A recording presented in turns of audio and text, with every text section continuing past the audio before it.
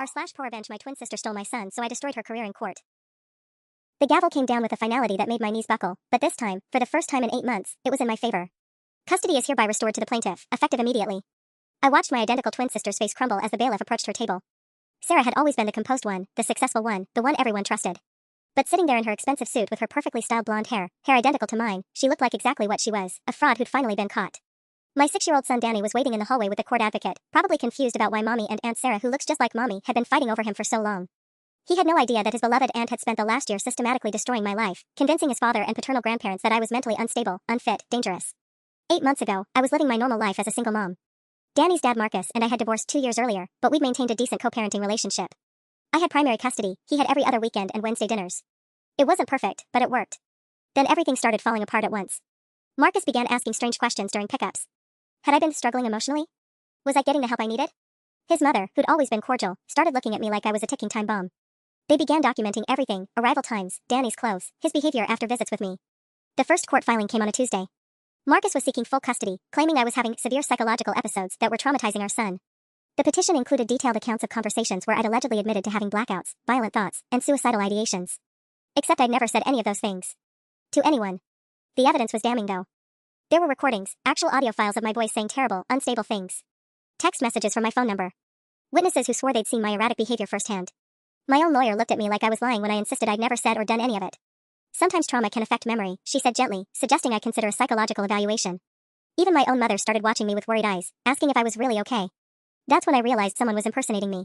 And there was only one person in the world who could pull that off seamlessly.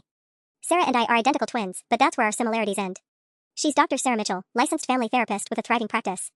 I'm Emma, a graphic designer who works from home. She's always been the golden child, valedictorian, full ride to grad school, 6-figure salary. I was the creative one, which in our family was code for the disappointment. But Sarah had something I never thought she wanted. She was obsessed with Danny. It started small after the divorce. Extra gifts, surprise visits, offering to babysit constantly. She'd always been a devoted aunt, so I didn't think much of it. When she suggested Danny call her Mama Sarah because it was less confusing for children from broken homes, I should have seen the red flag. When she started showing up to his school events without telling me, I should have known. The pieces didn't click until I found the key. A key to my apartment that she'd somehow copied, hidden in her purse during one of Danny's birthday parties. That's when I started digging, and what I found made my blood run cold. Sarah hadn't just stolen moments with my son. She'd stolen my entire identity to take him away permanently. The discovery of that key changed everything. I started seeing Sarah's manipulation everywhere, but proving it was like trying to catch smoke. She was careful, methodical, and she had something I didn't, professional credibility. I hired a private investigator with what little savings I had left. What Jake uncovered in the first week alone made me physically sick. Sarah had been entering my apartment regularly for months, always when Danny and I were out. She'd photographed my prescription bottles, anxiety medication I'd been prescribed after the divorce, and somehow gotten access to my medical records through her professional network. Worse, she'd been going through my personal journals, the ones where I'd written about the stress of single motherhood and my fears about screwing up Danny's life. Every private thought, every moment of normal parental doubt, had been weaponized against me. But the recordings were what really broke me. Jake traced them back to a voice recorder Sarah had hidden inside a teddy bear she'd given Danny for his room. For months, she'd been capturing every conversation I had in my own home, phone calls with friends where I vented about Marcus, moments when I'd cry from exhaustion after putting Danny to bed, even arguments I'd had with my mother about money. Then she'd edited them. Skillfully, professionally edited. A conversation where I'd said I can't handle this stress much longer about work deadlines became I can't handle this much longer in a recording that made me sound suicidal. My frustrated comment about wanting to shake some sense into Marcus became just shake followed by Danny's voice saying mommy, implying I'd threatened violence against my own child. The worst part? It was all legal evidence because it was recorded in my home with my son present. Sarah knew exactly what she was doing. While I was scrambling to defend myself against manufactured evidence, Sarah had positioned herself as a concerned family member trying to protect her nephew. She'd been meeting with Marcus regularly, offering him professional insight into my behavior. She'd charmed his parents, attending their church functions and family dinners. She'd even been volunteering at Danny's school, building relationships with his teachers. To everyone else, she was the stable, successful aunt stepping up during a family crisis. I was the unstable mother spiraling out of control. The custody hearing was a nightmare. Sarah took the stand as a witness, her credentials lending weight to every devastating word. She testified that she'd been monitoring the situation in her professional capacity and had serious concerns about my mental state. She spoke about the recordings in clinical terms, describing signs of dissociation and potential harm to the minor child. My lawyer barely knew how to cross-examine her. How do you attack someone's credibility when they have a doctorate and a spotless professional record? Marcus was granted temporary full custody. I got supervised visitation, 2 hours on Saturdays with a court-appointed monitor who watched my every interaction with my own son like I was a predator. Danny cried the first few visits, asking why he couldn't come home with me. By the 4th week, he'd stopped asking.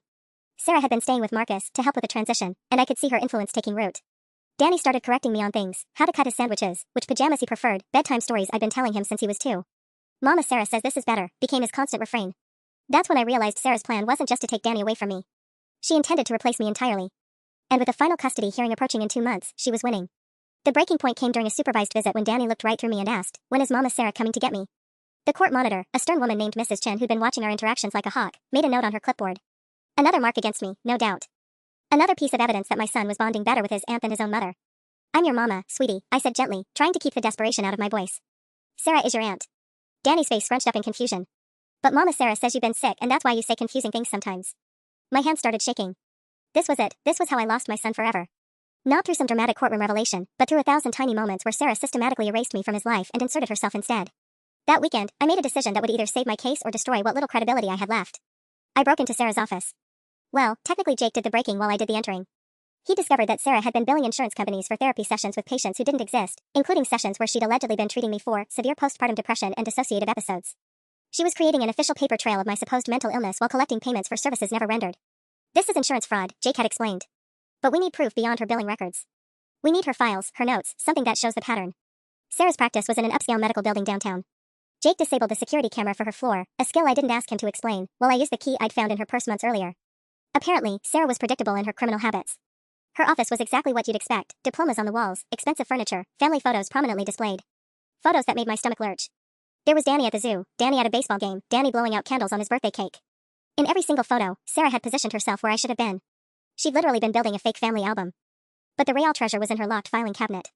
Inside, I found a folder labeled Project Danny, actually labeled that, like she was running some kind of corporate initiative. The contents read like a military campaign strategy.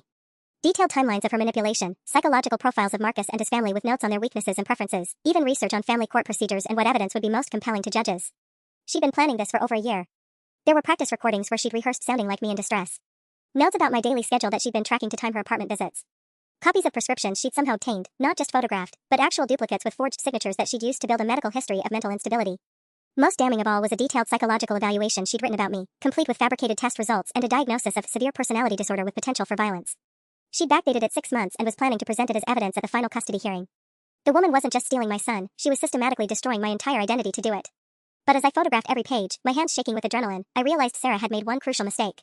She'd documented everything. Every lie, every manipulation, every fraudulent claim was meticulously recorded in her own handwriting.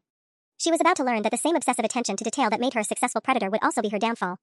2 weeks before the final custody hearing, I filed a motion that would change everything. The motion hit the court like a bomb, but Sarah's response proved she was far from finished with her manipulation.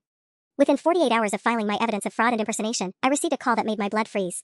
It was Mrs. Patterson, the social worker assigned to Danny's case. "Emma, I need you to come in immediately. There's been an incident." My hands were shaking so badly I could barely hold the phone. "What kind of incident? Is Danny okay?" "Danny is fine physically, but..." She paused, and I could hear papers rustling. "He's been brought to our office by his father. The child is claiming you threatened him during your last supervised visit. He says you told him you'd make him disappear if he didn't stop asking for Sarah." The world tilted sideways. "That's impossible." Mrs. Chen was right there the entire time. She would have heard. Mrs. Chen reported some concerning behavior. She noted that you seemed agitated and were whispering to Danny when you thought she wasn't listening. I had whispered to him. I'd leaned close during snack time and quietly told him I loved him and that I was fighting to bring him home. That was it. That was the sum total of my threatening behavior. "Mrs. Patterson, someone is coaching him to say this. My sister has been..." "Emma." Her voice was sharp now. "I've reviewed your recent filings, and frankly, these conspiracy theories about your sister are becoming concerning. Dr. Mitchell has been nothing but cooperative throughout this process. She's even volunteered to provide additional psychological evaluation services pro bono to help the family heal." Of course she had. Sarah was positioning herself as the magnanimous professional trying to help while I looked like an increasingly unstable woman spinning wild theories about the very person trying to save my son from me. "I have evidence," I said desperately. "Photos, documents, proof that she's been..." "Evidence that was obtained through illegal means, according to the motion Dr. Mitchell's attorney filed this morning. Breaking and entering, theft of confidential patient files, violation of medical privacy laws." Mrs. Patterson's tone was ice cold now. "I have to ask, did you break into your sister's office?" The trap was closing around me. Anything I'd found in Sarah's office would be inadmissible, and worse, Sarah was using my desperate search for proof as evidence of my deteriorating mental state. She'd anticipated this move and prepared for it. "I can explain. Don't say anything else without your lawyer present. Your supervised visitation is suspended pending a psychological evaluation. A real one this time, Emma, not the games you've been playing." The line went dead. I sat in my empty apartment, the apartment that still smelled faintly of the vanilla candles Sarah had somehow known were my favorite, and realized she'd beaten me again. Every move I made, she was 3 steps ahead. When I tried to defend myself, I looked paranoid. When I gathered evidence, I looked criminal. When I fought for my son, I looked unstable. That evening, my phone buzzed with a text from an unknown number. I know what she did. "Meet me tomorrow. Dr. Rebecca Martinez, former colleague." For the first time in weeks, I felt something other than despair. Hope is a dangerous thing when you're drowning, but as I stared at that message, I realized Sarah might not have been as careful as she thought. If she'd manipulated patient files and insurance records, there would be others who'd noticed. Other professionals who'd seen the inconsistencies. The next morning, I drove across town to meet the woman who might hold the key to exposing Sarah's entire operation. I had no idea I was walking into another trap. Dr. Rebecca Martinez looked nothing like what I'd expected. She was young, maybe early 30s, with nervous energy that had her constantly adjusting her glasses and fidgeting with her coffee cup. We met at a small cafe across town, far from Sarah's usual haunts. I almost didn't reach out, she said without preamble, glancing around like she expected Sarah to materialize from behind a potted plant. But when I saw the news about the custody case, I couldn't stay silent anymore. You worked with Sarah? We were in the same practice group for 18 months. I left 6 months ago. Rebecca leaned forward, lowering her voice. Emma, your sister isn't just manipulating your family. She's been running cons on multiple families, always targeting single mothers in vulnerable situations. My heart started racing. Other families? At least 3 that I know of. Her method is always the same. She identifies a family in crisis, usually divorce or custody disputes, then positions herself as a helpful professional while systematically documenting evidence of parental unfitness. Rebecca pulled out a tablet, swiping to a folder of documents. Look at this. The files she showed me were chilling. Case notes detailing Sarah's involvement with other families, always following the same pattern.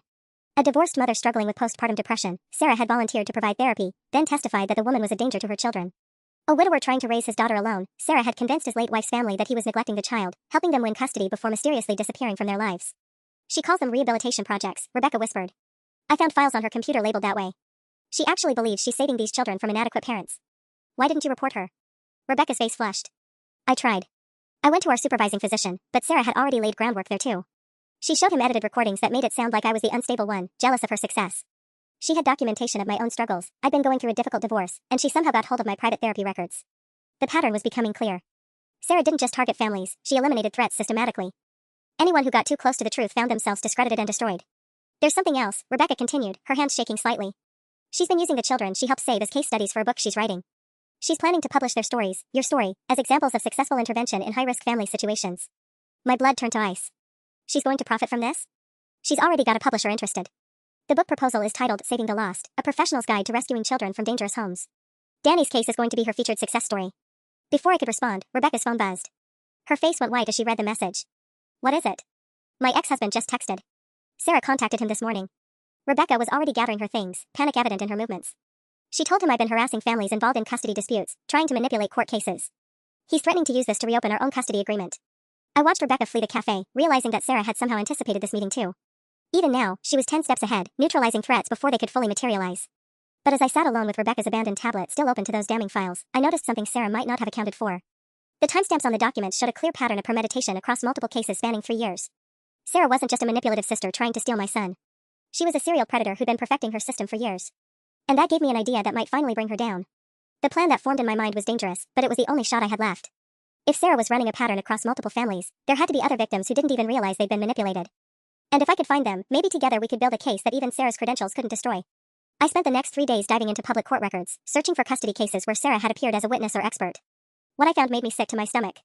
Over the past 3 years, she testified in 11 different family court cases. In every single one, the mother had lost custody. But Sarah had been clever. She'd spread her activities across 3 different counties, never appearing as the primary expert witness, always positioning herself as the concerned family friend or treating therapist who'd reluctantly come forward to protect a child. The judges saw a respected professional with impeccable credentials. They had no reason to suspect a pattern. I started reaching out to the mothers from those cases, using social media and old addresses from court filings. Most didn't respond. Who wants to relive losing their children? But 2 women agreed to meet with me. Linda Vasquez had lost her 8-year-old daughter after Sarah convinced Linda's mother-in-law that Linda was having psychotic episodes following her husband's deployment overseas. Jennifer Cole's twin boys had been placed with their father after Sarah documented evidence of neglect that Jennifer swore never happened. We met at Jennifer's apartment on a rainy Thursday evening. Both women looked like I felt, hollowed out, defeated, running on nothing but the fumes of maternal desperation. She came to Marcus's family first, I explained, showing them the photos I'd taken from Sarah's office. Positioned herself as someone who could help them get custody. Linda's hands were shaking as she looked at the documents. She did the same thing with my mother-in-law. Showed up at their church, started volunteering with the kids' ministry. By the time she approached them about Miguel, they already trusted her completely. The recordings, Jennifer said quietly. She somehow had recordings of me talking to my therapist. Private sessions about my postpartum anxiety. She told the court I was having violent fantasies about the boys. How is that even possible? I asked. She was volunteering at the boys' daycare. Had access to their emergency contact forms, their medical records. She called my therapist pretending to be from the daycare, said there'd been an incident and they needed to verify my treatment status. Jennifer wiped her eyes. My therapist thought she was protecting the kids by confirming I was receiving care for anxiety. The scope of Sarah's manipulation was staggering. She wasn't just good at this, she was a master craftsman of destruction. We need to go to the police together, I said. 3 victims, same perpetrator, same methods. They'll have to listen. But even as I said it, I knew the flaw in my plan. Linda looked away uncomfortably, and Jennifer shook her head. Emma, I can't. If I start making accusations against the woman who helped my ex get custody, he'll use it to cut off my visitation completely. Right now I get the boys every other weekend. It's not much, but it's something. Linda nodded. Same here. My lawyer says any attempt to relitigate will make me look unstable. I've already lost Isabella. I can't lose the supervised visits too. I understood, but it felt like drowning all over again. Sarah had created the perfect crime. Her victims were too afraid of losing what little they had left to fight back. That's when Jennifer's phone rang. She looked at the caller ID and her face went pale. It's my ex-husband, she whispered. He never calls except. She answered with trembling hands. Hello? What? When? Oh God, I'll be right there. She hung up, tears streaming down her face. There's been an accident. One of my boys fell down the stairs at their dad's house. They're at the hospital. Jennifer was already grabbing her keys. But Emma. The weird thing is, your sister was there when it happened. She's been staying with them this week, helping with some kind of family therapy sessions. The coincidence felt like ice in my veins. Sarah was already moving to the next phase of her plan. I followed Jennifer to the hospital, my mind racing with terrible possibilities. Sarah being at the scene when Jennifer's son got hurt couldn't be a coincidence. Nothing with Sarah ever was. The pediatric ward was bustling with evening activity, but I spotted Sarah immediately. She was standing near the nurse's station, speaking in low, concerned tones with a man who had to be Jennifer's ex-husband. Even from across the hall, I could see her performing, the worried family therapist, the caring professional who just happened to be there when tragedy struck. Jennifer rushed past me toward the room where her son was being treated. I hung back, close enough to hear Sarah's conversation but far enough to avoid being seen. Just so grateful you were there, Dr. Mitchell, the man was saying. When Tommy fell, Jennifer would have completely panicked. She's never handled emergencies well. That's actually quite common in parents with anxiety disorders, Sarah replied in her practiced clinical voice. The important thing is that Tommy is going to be fine. But David, this incident does highlight some of my concerns about the home environment when the boys visit their mother. My blood ran cold. She was already spinning this. What do you mean? Well, I can't go into specifics due to confidentiality, but Jennifer's reaction when I called her about the accident, there was something almost manic about it. She immediately started questioning whether you were properly supervising the children, making accusations. Sarah shook her head sadly. It's consistent with the paranoid ideation I've been documenting. She was lying. Jennifer had been nothing but worried about her son, asking if he was okay, if she should come to the hospital. But David was nodding along, trusting the expert who'd helped him win custody. I've been thinking, Sarah continued, it might be time to consider whether supervised visitation is really in the boy's best interest. These kinds of incidents can be quite traumatic for children, and if their mother's response is to blame and accuse rather than provide comfort. I had to bite my tongue to keep from screaming. Sarah hadn't just been at the scene of an accident, she'd orchestrated the perfect opportunity to eliminate Jennifer's remaining time with her children. That's when I noticed something that made my hands shake. Through the window of Tommy's room, I could see a small teddy bear on the bedside table. The same style of bear Sarah had given Danny, the one with the hidden recording device. She was still collecting evidence. I pulled out my phone and started recording, capturing Sarah's conversation with David. It wasn't much, but it was something. Proof that she was manipulating the situation before the child was even discharged from the hospital. Emma? I spun around to find a hospital security guard looking at me with concern. Ma'am, there's been a complaint that you're harassing a family during a medical emergency. I'm going to need to ask you to leave. Across the hall, Sarah was watching with satisfaction. She'd spotted me after all and made the call. Of course she had. I'm not harassing anyone, I said quickly. I'm here supporting a friend. The family has requested that you not be allowed near the child's room. If you don't leave voluntarily, we'll have to call the police. As the security guard escorted me toward the elevators, I heard Sarah's voice drifting down the hallway. I'm so sorry about this, David. This is exactly the kind of erratic behavior I've been concerned about. Emma's been stalking families involved in custody cases, trying to recruit them for some kind of conspiracy theory about me. The elevator doors closed on Sarah's perfectly crafted narrative, and I realized she'd just killed two birds with one stone. She'd created another incident to use against Jennifer while simultaneously discrediting me as an unstable woman who harassed families at hospitals. By the time I got home, there was already a voicemail from my lawyer. Someone had filed a complaint alleging I was intimidating witnesses and interfering with other custody cases. My own case was now in jeopardy of being dismissed entirely. Sarah wasn't just winning, she was destroying any possibility of me ever fighting back. But as I sat in my car outside the hospital, reviewing the brief recording I'd managed to capture, I realized Sarah might have finally made her first real mistake. She was getting overconfident, moving too fast, trying to control too many situations at once. And somewhere in that overreach was the opening I'd been desperately searching for. The next morning brought news that shattered what little hope I had left. My lawyer, Patricia, called at 7 a.m. with barely controlled panic in her voice. Emma, we have a problem. A big one. I was already reaching for my coffee, knowing I'd need caffeine for whatever fresh hell Sarah had unleashed. What now? The State Attorney General's office received an anonymous tip about your activities. They're opening an investigation into witness tampering and harassment of families in custody proceedings. Patricia's voice was strained. Emma, they have photos of you meeting with Linda Vasquez and Jennifer Cole. They have records of you accessing court documents from cases you're not involved in. And they have testimony from Dr. Mitchell stating that you've been trying to recruit other mothers to make false accusations against her. The coffee mug slipped from my hands, shattering on the kitchen floor. She knew. She knew I was reaching out to them. That's not the worst part. The complaint alleges that you've been using your son's case to gain access to confidential family court information, then using that information to approach vulnerable mothers and convince them to blame Dr. Mitchell for their custody losses. Patricia paused. Emma, they're talking about criminal charges. Conspiracy to commit fraud, obstruction of justice, harassment. I sank into a chair, staring at the broken ceramic scattered across my floor. How is this possible? I was trying to expose her pattern of. It doesn't matter what you were trying to do. What matters is how it looks. And right now, it looks like you've been running a campaign to discredit a respected mental health professional because you can't accept responsibility for your own custody loss. The trap was perfect. Sarah had anticipated that I might find her other victims, so she prepared a narrative that turned my investigation into evidence of my instability. Every move I'd made to expose her had been twisted into proof that I was exactly the kind of unfit mother she'd claimed I was. There's more, Patricia continued reluctantly. The investigation triggered an automatic review of your current case status. Your psychological evaluation has been expedited, and there's a motion to terminate your parental rights entirely pending the outcome of the criminal investigation. The words hit me like physical blows. Terminate my parental rights. Not just lose custody, lose Danny forever, legally, permanently. How long do I have? The emergency hearing is scheduled for Friday. 3 days, Emma. And given these new allegations. Patricia's voice trailed off, but I heard what she wasn't saying. I was going to lose. Completely, utterly, irreversibly. After hanging up, I sat in my empty apartment surrounded by broken ceramic and the wreckage of my life, trying to process the scope of Sarah's victory. She hadn't just taken my son, she'd systematically destroyed any possibility of me ever getting him back while simultaneously eliminating any other mothers who might expose her methods. But as I knelt to clean up the shattered mug, my phone buzzed with a text from an unknown number. Check your email. You're going to want to see this. R. Rebecca Martinez. I'd assumed Sarah had neutralized her too, but maybe I was wrong. The email contained a single video file with a timestamp from 2 days ago. The preview showed what looked like security footage from an office building hallway. With trembling fingers, I pressed play. The video showed Sarah entering an office late at night, using a keycard that clearly wasn't hers. But this wasn't her own office. The nameplate read Dr. Jennifer Walsh, Child Psychology Associates. I watched as Sarah spent 47 minutes inside, leaving with a manila folder under her arm. Rebecca's follow-up email was brief. Dr. Walsh handles custody evaluations for family court. This was taken the night before she submitted her report recommending your parental rights be terminated. I think your sister just made her biggest mistake yet. For the first time in months, I felt something other than despair. Sarah had grown so confident in her web of manipulation that she'd gotten sloppy. And now I had proof of her breaking into the office of the very psychologist who would be testifying against me in 3 days. The video was damning, but I knew better than to celebrate yet. Sarah had outmaneuvered me at every turn. There had to be a catch. I called Rebecca immediately. How did you get this footage? I've been watching her. Rebecca's voice was shaky but determined. After our meeting, I realized she was going to come after me anyway, so I might as well fight back. I've been following her routine, documenting her movements. The security guard at that building is my cousin. He let me review the footage when I told him someone had been breaking into offices. This proves she tampered with my psychological evaluation, I said, my mind racing. If Dr. Walsh's report was compromised. There's something else you need to know, Rebecca interrupted. I managed to get into Sarah's email yesterday. Emma, she's not working alone. My blood turned to ice. What do you mean? She's been corresponding with someone at the family court clerk's office. Someone who's been feeding her information about upcoming custody cases, details about the families involved, even advance copies of court documents. Rebecca's voice dropped to a whisper. This isn't just about you anymore. She's running an entire operation. The scope of Sarah's conspiracy was staggering. She hadn't just manipulated my case, she'd corrupted the entire system, turning family court into her personal hunting ground for vulnerable families. Who is it? Who's helping her? Margaret Holbrook. She's been working in family court for 15 years, has access to everything. The emails show Sarah's been paying her $5,000 per case for information and document access. Margaret Holbrook. I knew that name. She was the clerk who processed all my custody filings, who'd always seemed sympathetic but professional. She'd had advanced knowledge of every move my lawyer had planned to make. I'm sending you the emails now, Rebecca continued.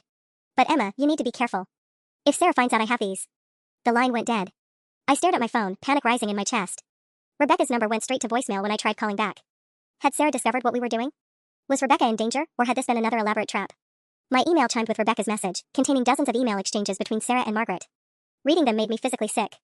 They were discussing my case like a business transaction, strategizing about which evidence would be most damaging, even joking about how pathetic I seemed during court appearances. But buried in the correspondence was something that gave me hope. Margaret had sent Sarah a draft of Dr. Walsh's psychological evaluation 3 days before it was officially submitted. The original version recommended continued supervised visitation and family therapy.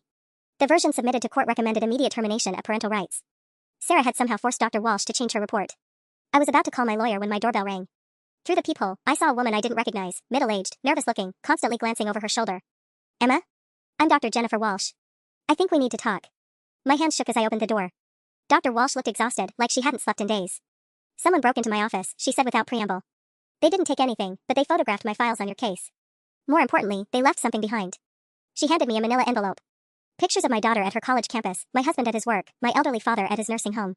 And a note saying my family's safety depended on my professional discretion regarding certain custody recommendations. Inside the envelope were surveillance photos of Dr. Walsh's family members, each marked with red X's and notes about their daily routines. The message was clear: change your evaluation, or your family pays the price. She threatened you, I whispered. Dr. Mitchell never threatened anyone directly. But the photos appeared the morning after she visited my office, ostensibly for a professional consultation. Dr. Walsh's hands were trembling. I've never changed a report because of outside pressure before, but when it comes to my family's safety. I have security footage of her breaking into your office, I said quickly. And emails proving she's been paying a court clerk for inside information. For the first time, Dr. Walsh looked hopeful. If you can prove she's been manipulating the system, I'll testify about the intimidation. I'll submit my original evaluation and explain exactly how it was compromised. But as we spoke, my phone buzzed with a text from Marcus. Emergency custody hearing moved to tomorrow morning. Danny's been hurt and says you threatened him again. This ends now. Sarah was accelerating her timeline, probably because she'd realized her security had been breached. She was moving to close the trap before I could escape it. Tomorrow morning, I would either expose her entire operation or lose my son forever. The night before the emergency hearing, I barely slept. Every time I closed my eyes, I saw Sarah's face, that perfect mirror of my own features twisted into something cold and calculating. At 3 a.m., I gave up on sleep and started organizing my evidence one final time.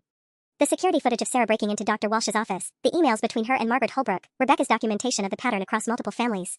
It should have been enough. It was enough to expose her entire operation. But at 5 a.m., my phone rang with news that made my blood freeze. Emma, we have a massive problem. Patricia's voice was tight with panic. Rebecca Martinez was arrested last night on charges of stalking and harassment.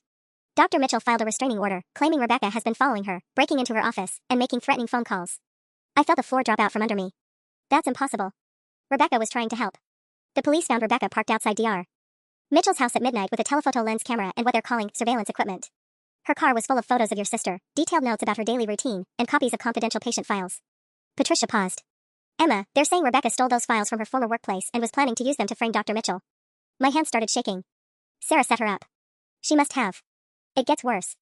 Rebecca apparently had a complete psychological breakdown in custody. She's claiming your sister is part of some vast conspiracy, that she's been mind-controlling court officials and threatening families. The police think she's having a psychotic break. The trap was closing from all sides.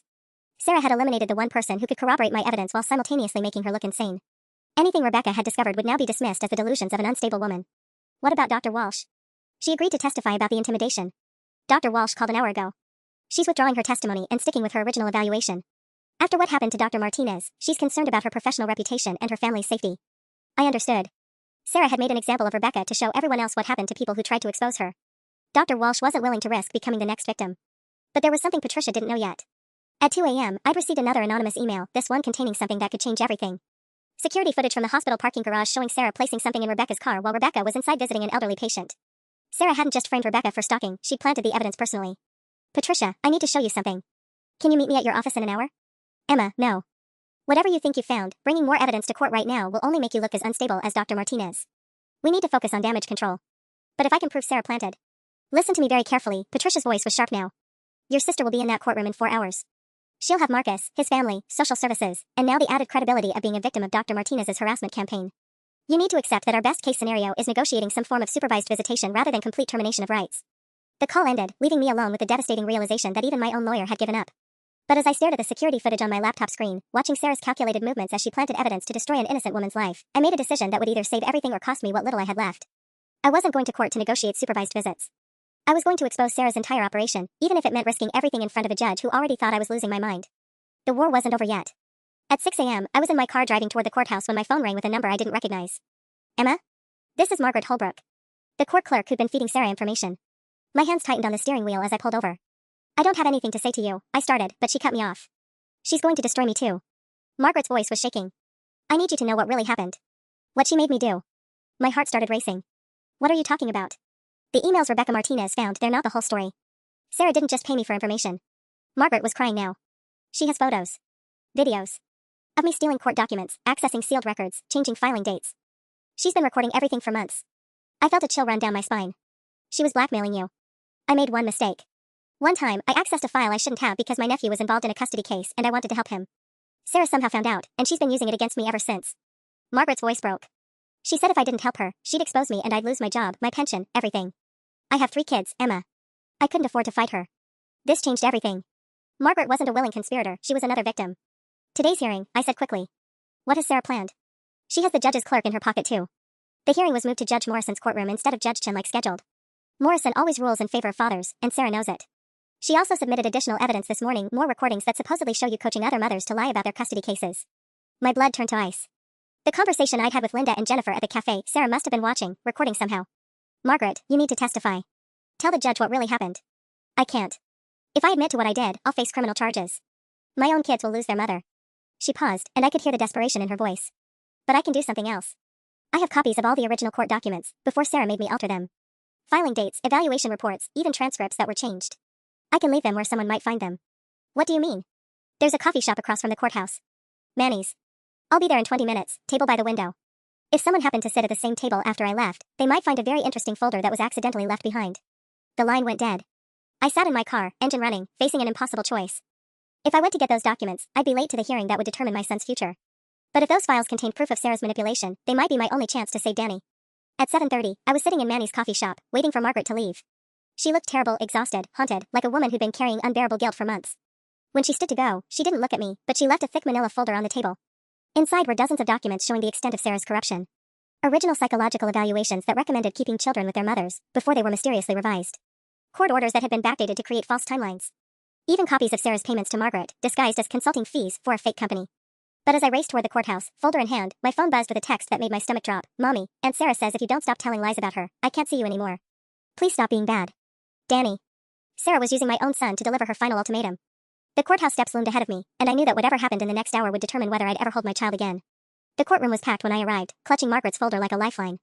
Sarah sat at the plaintiff's table looking every inch the concerned professional navy suit, perfectly styled hair, hands folded calmly as she spoke in hushed tones with Marcus's attorney. She looked up when I entered, and for just a moment, I saw something flicker across her face that might have been surprise. She hadn't expected me to keep fighting. Judge Morrison was exactly what Margaret had warned me about, an older man with stern features who looked like he'd already made up his mind before hearing a word of testimony. Patricia was frantically waving me over, her face pale with stress. Where have you been? She hissed as I sat down. And what is that folder? Evidence, I whispered back. Real evidence this time. Margaret Holbrook gave me. The court clerk who's been charged with falsifying documents? Patricia's eyes went wide. Emma, please tell me you didn't just meet with someone who's about to be arrested for conspiracy. My heart sank. What do you mean, charged? The news broke an hour ago. Margaret Holbrook turned herself in this morning, confessing to altering court documents and accepting bribes. But she's claiming she was blackmailed into it by an unnamed family therapist. Patricia grabbed my arm. Emma, if you have anything connecting you to her, we need to discuss plea options right now. Across the aisle, Sarah was watching our panicked conversation with satisfaction. She played this perfectly. Margaret's confession would be seen as a desperate attempt to shift blame, and any evidence she provided would be dismissed as fabricated. All rise, the bailiff announced. The Honorable Judge Morrison presiding. Judge Morrison took his seat with the weary air of a man who'd seen too many custody disputes. This is an emergency hearing in the matter of Danny Peterson, case number FC 2024-1847. I understand we have allegations of witness tampering and parental misconduct that need to be addressed immediately. Marcus's attorney stood first. Your Honor, we're asking for immediate termination of Ms. Peterson's parental rights based on her recent pattern of criminal behavior, including harassment of court officials and intimidation of witnesses. We also have new evidence that she's been coaching her son to lie about his living situation. My blood ran cold. They had more evidence? How was that possible? Dr. Mitchell has prepared additional testimony about the psychological impact of Ms. Peterson's behavior on the minor child, the attorney continued. And we have recordings of conversations where Ms. Peterson explicitly tells the child to say whatever it takes to come home with her. I had never said anything remotely like that. But as Patricia squeezed my hand in warning, I realized the truth didn't matter anymore. Sarah had months to prepare fabricated evidence while I'd been scrambling to catch up. Judge Morrison nodded grimly. I'll hear from Dr. Mitchell first, then we'll address these new allegations. Sarah stood and walked to the witness stand with perfect composure. As she was sworn in, I noticed something that made my hands shake. She was wearing the same necklace I had on. The same earrings. Even the same shade of lipstick. She dressed to look exactly like me, the stable version of me, the mother Danny deserved. Dr. Mitchell, the attorney began, in your professional opinion, what risk does Ms. Peterson pose to her son's well-being? Sarah looked directly at me as she answered, and her smile was ice cold. Your Honor, I believe Emma Peterson represents an imminent danger to this child's physical and psychological safety. And I have proof. Sarah's voice was steady and clinical as she began her testimony, but I could see the calculated malice behind her professional facade. Your Honor, yesterday evening I received a deeply disturbing phone call from Danny while he was staying with his father. Sarah paused, dabbing at her eyes with a tissue. The child was crying, saying his mother had visited him at school without permission and told him terrible things about his father and our family. My heart stopped. I hadn't been to Danny's school. I wasn't even allowed near the building without supervision. The child reported that his mother threatened to take him away where no one could find them if he didn't stop asking to live with his father. Sarah's voice cracked slightly, the perfect performance of a concerned aunt. He said she seemed different and scary and that she knew things about his daily routine that suggested she'd been watching him. Marcus's attorney nodded sympathetically. Dr. Mitchell, did you advise the family to document this incident? Of course. Child safety is paramount in my profession. Sarah reached into her briefcase and pulled out a small recording device. With Danny's permission, we recorded his account of what happened. I felt it was crucial to preserve his words exactly as he spoke them. Judge Morrison leaned forward with interest. Let's hear this recording. My lawyer shot to her feet. Your Honor, this alleged recording wasn't disclosed in discovery. We object to. Overruled. Given the emergency nature of these proceedings, I'll allow it. The courtroom fell silent as Sarah activated the device. Danny's voice filled the room, small and frightened. Mommy came to my school and she looked really mad. She said if I keep telling people I want to stay with Daddy, she's going to take me far away where nobody can find us. She said she knows where I go every day and she's always watching. The words hit me like physical blows. That was my son's voice, but those weren't his words. Somehow, Sarah had manipulated or edited the recording to make it sound like Danny was describing a threat for me. She also said mean things about Aunt Sarah. Danny's voice continued on the recording. She said Aunt Sarah is trying to steal me and that I should tell the judge that Aunt Sarah is bad. But Aunt Sarah is nice to me. Mommy is the one being scary. Judge Morrison's expression had shifted from stern to deeply concerned. Dr. Mitchell, when did this alleged school visit occur? Yesterday at approximately 2:30 p.m., during recess.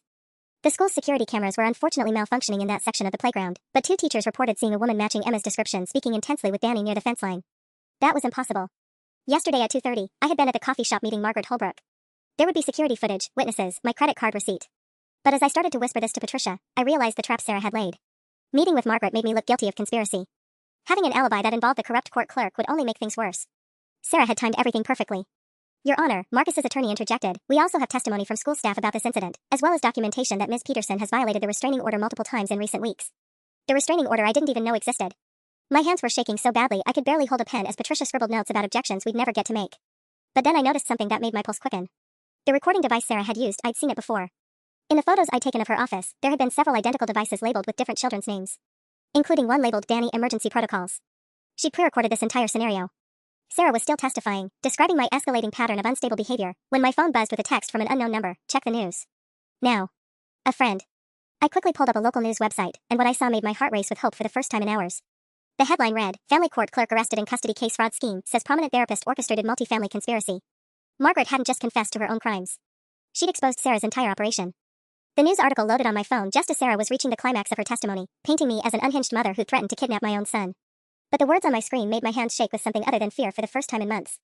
Margaret Holbrook, a 15-year veteran of the Family Court Clerk's office, provided investigators with detailed evidence of what she calls an elaborate scheme to manipulate custody cases for financial gain. Holbrook claims Dr. Sarah Mitchell, a licensed family therapist, blackmailed her into altering court documents, changing filing dates, and providing advance access to confidential case information across multiple custody disputes spanning 3 years. I looked up at Sarah, still performing her role as the concerned professional, and saw that she hadn't noticed the murmur beginning to spread through the courtroom gallery. People were checking their phones, whispering to each other. The story was breaking in real time. The article continued, Holbrook turned over extensive evidence including emails, payment records, and what she claims are original, unaltered court documents showing systematic manipulation of psychological evaluations and custody recommendations.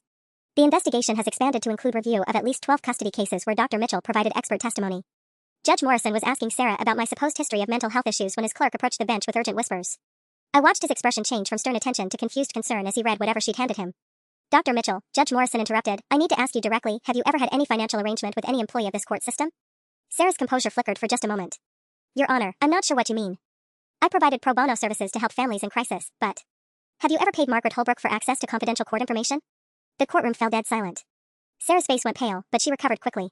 Your Honor, Margaret Holbrook is clearly making desperate accusations to avoid responsibility for her own criminal behavior. I've never even met the woman outside of official court business. But Judge Morrison was already reading from his phone, his face darkening. Ms. Peterson's counsel, are you aware of the breaking news regarding this case?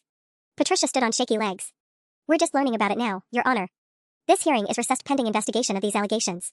Bailiff, I want all evidence in this case secured immediately. Judge Morrison's voice had shifted from judicial authority to barely controlled anger. If there's been systematic corruption of these proceedings, we need to determine the scope before making any custody decisions.